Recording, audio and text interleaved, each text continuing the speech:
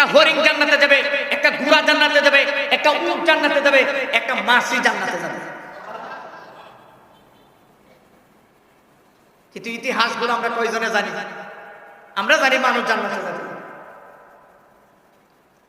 হযরত ঈসা আলাইহিস সালাম এইবার তাকায় দেখে ওই যুবক নামাজ আদায় করতেছে, ঘন্টার পর ঘন্টা দাঁড়িয়ে আছে। এইবার কিছুক্ষণ পর যুবকটা আস্তে আস্তে সালাম ফিরালেন। সালাম ফিরানোর সাথে সাথে হযরত ঈসা আলাইহিস সালাম পয়গম্বর হয়ে আল্লাহর একজন গোলামকে সালাম দিল।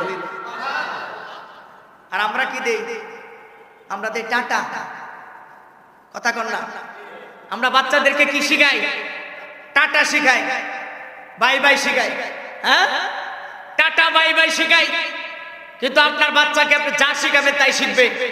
ছোট্টবেলার শিক্ষা আমরা এখনো ভুলতে পারি না। সেই মাসুম অবস্থায়